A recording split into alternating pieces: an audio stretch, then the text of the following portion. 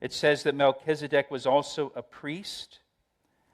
He's the priest of God Most High. And I think for Abraham, you think about Abraham, as far as he knows up to now, he's the only believer in the whole land of Canaan.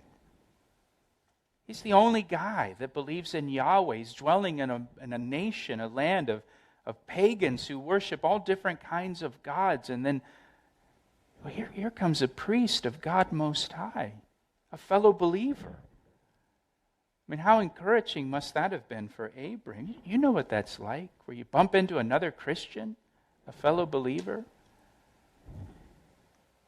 And we're told again that Melchizedek was both a king and a priest. And that's an important detail. Kings rule over the people, while priests stand before God on behalf of the people. Melchizedek was both. He was both a king and a priest. And that's a very unusual combination, to see one man that is both a king and a priest. You don't really see that very often in the Bible. In fact, later on, when God gives His law to Israel, He separates those offices into two distinct groups. And the kings came from the tribe of Judah. The priests came from the tribe of Levi. And as the old saying goes, to be a priest, you had to have Levi genes, right? Get it? Right? Hashtag pastor jokes, right? Well, there's volumes of books for pastors with things like that in it. And I don't own any of them, for your sake. So under the law, there was no single person in Israel could be both a king and a priest. They're to be separate offices. In 2 Chronicles 26, King Uzziah, he broke the rule. He was the king, but he goes into the temple to offer incense on the altar of incense. He takes the role of a priest, and God struck him with leprosy. I mean, that's how serious this was for God, to keep the king and the priest job separate. It was a big deal to God. But Melchizedek, he lives before the law of Moses was given, and he holds both offices. He's both a king and a priest. And if you're a note taker, we find only 3 exceptions in the Bible to this rule. Only 3 people are permitted in the Bible to hold both offices of king and priest. Melchizedek is one. Jesus Christ is another. Jesus is described as the King of Kings in Revelation. He's also described as our great high priest who intercedes on our behalf. He's seated at the right hand of the Father, interceding for us. So Jesus is also both king and priest. And the third group that serve as both kings and priests, or king and priest, do you know who that third group is? It's us. It's you and me. In Revelation chapter 1, verse 6, Revelation chapter 5, verse 10, Jesus, it says, made us kings and priests to our God, and we shall reign upon the earth with Jesus Christ in His kingdom. In 1 Peter chapter 2, verse 9, we are described as a chosen generation, a royal priesthood. We, as believers in Jesus Christ, have the special privilege of being kings and priests in the kingdom of God. We're in a pretty exclusive group, only with Melchizedek and Jesus Christ Himself.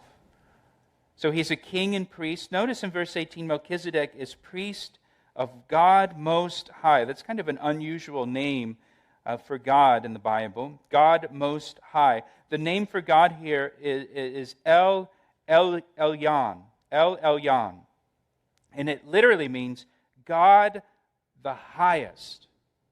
God the highest. There's all kinds of gods in the land of Canaan. But this is God the highest. God the highest. You know, some people today say they believe in a higher power. Our God is not a higher power. Our God is the highest power. He is El Elyon. He is God the highest. And Melchizedek here, I believe, he used this name for God, this unusual name for God, to emphasize God's control. God's control. You think about what has happened in chapter 14 with these 4 armies from Mesopotamia under Chedorlaomer just rolling through the region and conquering every kingdom they came to. And how uncertain things seemed for them, and how scary things seemed to them, and how out of control things may have seemed to them during this time. And here now, Melchizedek, he wants Abraham to know that our God's in control. Our God is the highest. He's above it all. He's over it all. He wants Abraham to know that the kings he did battle with were never in charge of the situation, even though it may have seemed like it at times. And things weren't really out of control, even though it may have looked like it at times. God was in control. God was in control. El Elyon was in control. With God Most High, an army of 318 servants can defeat the armies of 4 kingdoms, because He's God Most High. He's God the highest.